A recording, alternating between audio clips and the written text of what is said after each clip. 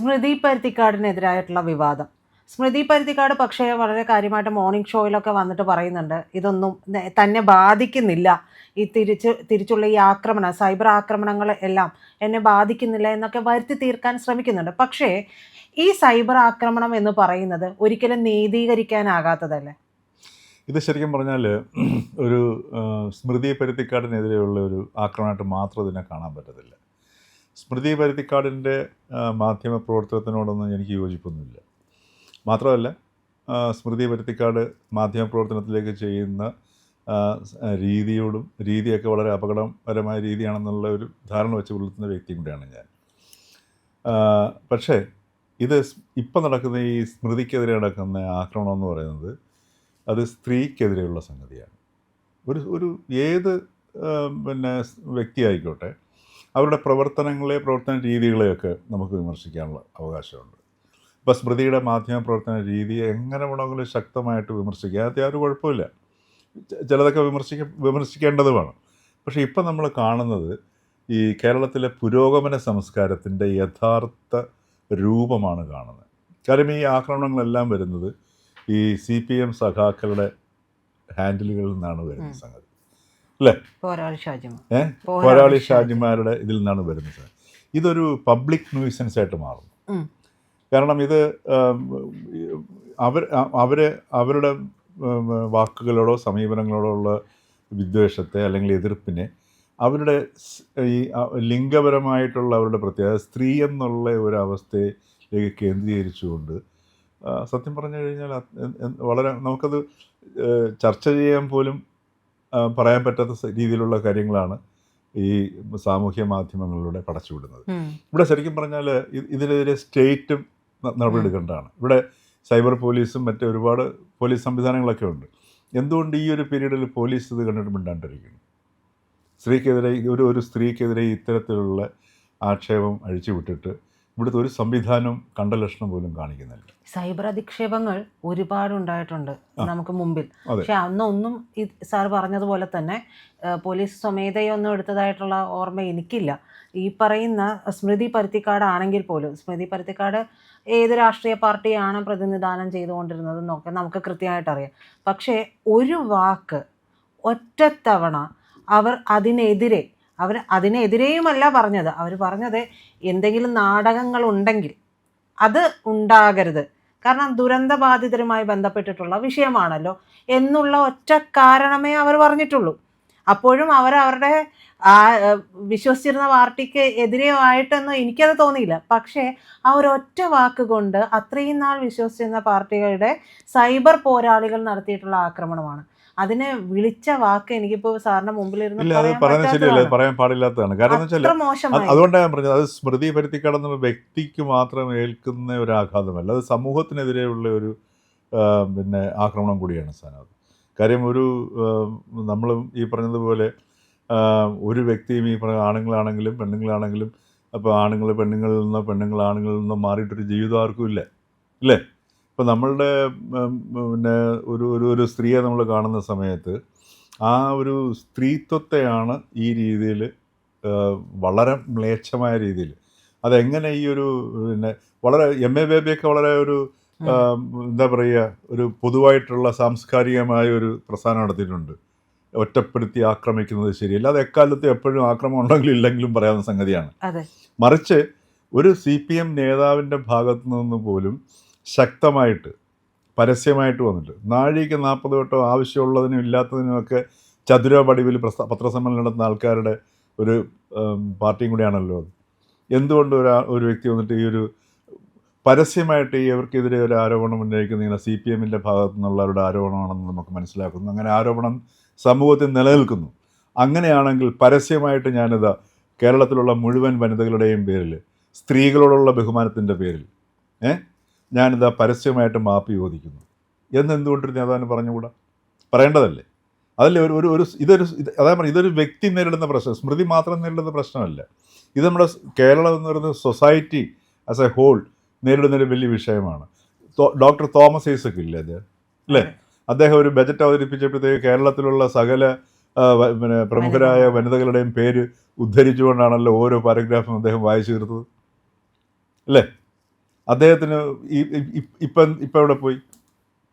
അതേപോലെ എത്രയോ നേതാക്കന്മാർ ഈ പറഞ്ഞതുപോലെ വളരെ എന്തെങ്കിലും ഒരു കാര്യം ചോദിച്ചു കഴിഞ്ഞാൽ ഒരു മനോഹരമായ കഥകളൊക്കെ പറഞ്ഞിട്ട് ഒരു ഫിലോസോഫിക്കൽ സ്മൈലും ഒക്കെ നടത്തി കേട്ടിരിക്കുന്നവരെ പിന്നെ പുളകം കൊള്ളിക്കുന്ന രീതി സംസാരിക്കുന്ന ആൾക്കാരൊക്കെ ആയിരുന്നുണ്ടല്ലോ അല്ലേ?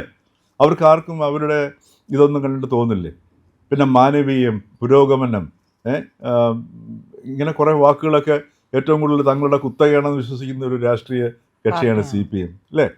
ഇവർക്ക് പിന്നെ ഒരു ഒരു ഒരു ഒരു എന്താ പറയുക, ഒരു കൾച്ചേർഡ് സൊസൈറ്റിയിൽ അവരുടെ എക്സിസ്റ്റൻസിന്, ഒരു കൾച്ചറൽ എക്സിസ്റ്റൻസിനെയാണ് ശരിക്കും പറഞ്ഞാൽ ഈ ഒരു വിഷയം ചോദ്യം ചെയ്യുന്നത്. അതുകൊണ്ടാണ് ഞാൻ പറഞ്ഞത് സ്മൃതി പരുത്തിക്കാടിനെ മാത്രമായിട്ട് ബാധിക്കുന്നൊരു വിഷയമല്ലത്. കാര്യം ഇത്തരം ഒരു സംഗതിക്ക് ഇവിടെ സ്പേസ് ഉണ്ടെന്ന് പറഞ്ഞു കഴിഞ്ഞാൽ, ഒന്നാമത്തെ കാര്യം, നമ്മളിപ്പോൾ ഈ പുതിയ കാലഘട്ടത്തിൽ ഇപ്പോൾ ഈ സാമൂഹ്യ മാധ്യമം എന്ന് പറയുന്നത് നമുക്ക് 2 ടൈപ്പ് ഓഫ് ലൈഫുണ്ട്. ഫിസിക്കൽ ലൈഫുണ്ട്, വെർച്വൽ ലൈഫും ഉണ്ട്. ഇപ്പോൾ വെർച്വൽ ലൈഫ് നമുക്ക് ഇപ്പം നമ്മളുടെ ഈ പുതിയ കാലഘട്ടത്തിൽ ആ ഒരു ലൈഫില്ലാതെ നമുക്ക് മൂവ് ചെയ്യാൻ പറ്റത്തില്ല.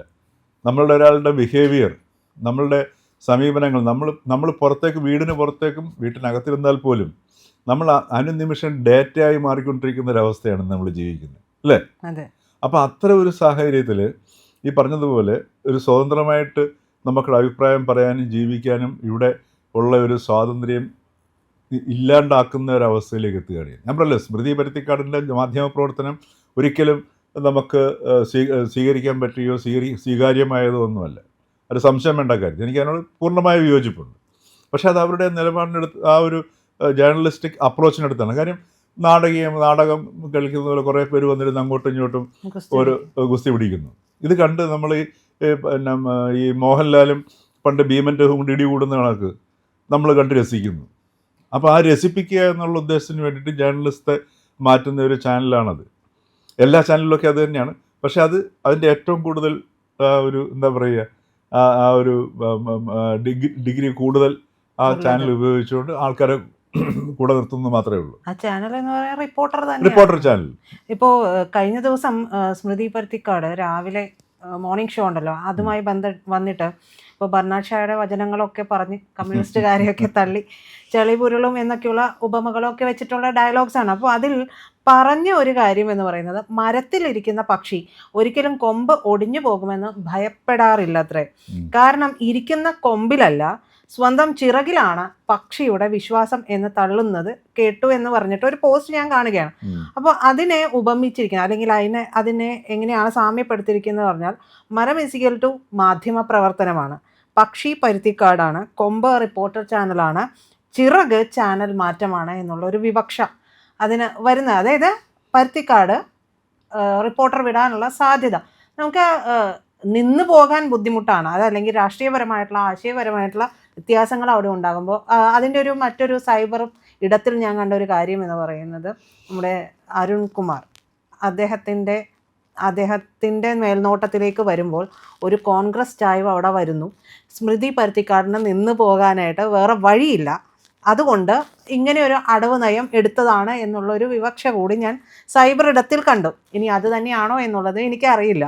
പക്ഷേ ഇങ്ങനെയൊരു സാധ്യത കൂടി സ്മൃതി പരുത്തിക്കാടിൻ്റെ വായിൽ നിന്ന് വന്നിട്ടുണ്ട് എന്നുള്ളതാണ് മനസ്സിലാക്കുന്നത്. അങ്ങനെ ഒരു സാധ്യത നമുക്ക് മുൻകൂട്ടി കാണാൻ കഴിയും. അല്ല, അതൊന്നും ഇവിടെ എനിക്ക് പ്രസക്തമായിട്ട് കാണുന്നത്. അത് അവരുടെ സ്വന്തമായിട്ടുള്ള തീരുമാനമാണ്. അവരിപ്പം ഏത് സ്ഥാപനത്തിൽ നിൽക്കണം, ഏത് നിൽക്കണ്ട എന്നൊക്കെയുള്ള ഒരു വ്യക്തിയുടെ തീരുമാനത്തിന് വിടാം. പക്ഷെ ഇവിടെ നമുക്കൊരു സോഷ്യൽ ഇഷ്യൂ ആണ് ഇതിനകത്ത്.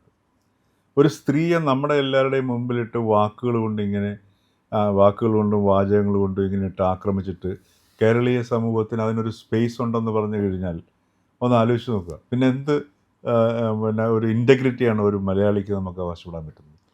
അതിന് ഒരു നിയമവും തടസ്സമാവുന്നില്ല. ഇവിടെ സംവിധാനങ്ങളും നോക്കി നിൽക്കുന്നു അല്ലേ? അതേപോലെ തന്നെ മാത്രമല്ല, എന്ത് സംഭവം ഉണ്ടാകുമ്പോഴും ഇപ്പം നിക്കരാഗ്വയിലൊക്കെ എന്തെങ്കിലും ചെറിയ പ്രശ്നം ഉണ്ടാക്കി കഴിഞ്ഞാൽ പ്രസ്ഥാനം ഇറക്കുന്ന രാഷ്ട്രീയ പ്രസ്ഥാനമുള്ള നാടാണ് കേരളം. പക്ഷേ സാർ, ഞാൻ ശ്രദ്ധിച്ചൊരു കാര്യം, സ്മൃതി പരുത്തിക്കാട് ഇതുമായി ബന്ധപ്പെട്ട് എന്തെങ്കിലും ഒരു പരാതിയോ അങ്ങനെയൊന്നും പറഞ്ഞതായിട്ട് പോയതായിട്ട് എനിക്ക് തോന്നുന്നു. DGPക്ക് പരാതി കൊടുത്തിട്ടുണ്ടെന്ന് എനിക്ക് തോന്നുന്നു. DGPക്ക് പരാതി കൊടുത്തിട്ടുണ്ടെന്ന് തോന്നുന്നു. ഇത് ശരിക്കും പറഞ്ഞാൽ സ്വമേധയ, ഇത് എനിക്ക് തോന്നുന്നു ചിലപ്പോൾ ഒരു പക്ഷേങ്കിൽ ഇത് കോടതികൾ പോലും സ്വമേധയാ കേസെടുക്കാൻ കഴിയുന്ന ഒരു സാഹചര്യമാണ്, എടുക്കേണ്ടതാണ്. കാര്യം അത്രയ്ക്ക് ഒരു സാമൂഹികമായ അല്ലെങ്കിൽ ഒരു കാരണം ഇതൊരു സ്പേസ് ഇങ്ങനെ കാണിച്ചു കൊടുക്കുകയാണ് ചെയ്യുന്നത്. ഒരു സ്ത്രീയെ ഇത്രമാത്രം നമുക്ക് ആക്രമിക്കാൻ പറ്റും എന്നുള്ളത്. അതുകൊണ്ടാണ് പറഞ്ഞത് സ്മൃതി പരുത്തിക്കാടിൻ്റെ ഒരു ചെറിയൊരു വിഷയത്തിലേക്ക് തീർച്ചയായിട്ടും അവർ ഇപ്പം നേരത്തെ പ്രജിത പറഞ്ഞല്ലോ, ഇപ്പോൾ അവർ ഇതിനെ ഓവർകം ചെയ്യാൻ തന്നെ ബാധിക്കുന്നില്ല എന്നൊക്കെ പ്രശ്നം സ്വാഭാവികമാണ്. അവരെ ബാധിക്കാതിരിക്കാൻ അവർ പരിശ്രമിക്കുന്നതിൻ്റെ ഒരു ഫലമായിട്ട് കൂടിയായിരിക്കാം അവരങ്ങനെ പറഞ്ഞിരിക്കുന്നത്. അതെ, മനസ്സിലല്ലേ? അത് അവർ പുറത്ത് വന്നുകൊണ്ടാവണമെന്നില്ല. അതെ. ഇതുവരെയും എനിക്ക് തോന്നിയൊരു കാര്യമാണ്, ശരിയാണോ എന്നറിയില്ല, ഇതുവരെയും നമ്മൾ പറഞ്ഞുകൊണ്ടിരുന്ന ഒരു രാഷ്ട്രീയ ഇതുണ്ടല്ലോ. അപ്പോൾ അതിൻ്റെ ഒരു ധാർഷ്ട്യം സ്വാഭാവികമായി ഇതുവരെയും ഒരു തരത്തിലും ഒരു ആക്രമണം ഏറ്റിട്ടില്ല. ഇതുവരെയും പ്രൊട്ടക്റ്റഡ് ആയിരുന്നു. ആ പ്രൊട്ടക്ഷൻ ഇല്ലാതെ ആകുമ്പോൾ, ഭേദിക്കപ്പെടുമ്പോൾ ഉണ്ടാകുന്ന ഒരു വല്ലായിക സ്മൃതിയുടെ മുഖത്തുണ്ട് എന്നുള്ളതാണ് എനിക്ക് തോന്നുന്നത്. അല്ല, ഞാൻ അതിലേക്ക് ഇപ്പം സ്മൃതി പരുത്തിക്കാട് കടന്നു പോകുന്ന അവസ്ഥയേക്കാൾ ഉപരി ഞാൻ ഫോക്കസ് ചെയ്യാൻ ഉദ്ദേശിക്കുന്ന ഈ ഒരു വിഷയത്തിലാണ്. ഇതൊരു പൊതുവായ വിഷയമാണ്. ഏത് സ്ത്രീയും ഏത് സ്ത്രീ ആക്രമിക്കപ്പെടാം. ഒന്ന് ആലോചിച്ച് നോക്കുക, ഒരു സ്ത്രീ ആക്രമിക്കപ്പെടുന്ന സൊസൈറ്റിയിൽ, അതായത് നിർബാധം ഒരു ചെക്കുമില്ലാതെ ഒരു സ്ത്രീ നിർബാധം ആക്രമിക്കപ്പെടുന്ന ഒരു സൊസൈറ്റിയുടെ അവസ്ഥ ആലോചിച്ച് നോക്കുക. ആ അത്തരത്തിലുള്ള സമൂഹത്തിൽ സ്ത്രീക്ക് മാത്രമല്ല രക്ഷയില്ലാതാവുന്നത്, അവിടെ ആർക്കും അവിടെ രക്ഷ ഉണ്ടാവുന്നില്ല എന്നുള്ളതാണ്. ഇതാണ് ഈ CPM-ൻ്റെ ഏറ്റവും വലിയൊരു ഒരു വിഷയം എന്ന് പറഞ്ഞാൽ, ഇത്രയും കൂടുതൽ സാംസ്കാരികമായി അധപ്പതിച്ചൊരു പ്രസ്ഥാനമില്ല എന്നുള്ളതാണ്. പറയാതിരിക്കാൻ നിവൃത്തിയില്ല. ആ ഒരു രാഷ്ട്രീയ പാർട്ടി എന്ന നിലയിൽ നശിച്ചു കാണണമെന്ന് ഞാൻ ആഗ്രഹിക്കുന്ന കൂട്ടത്തിലൊന്നുമല്ല.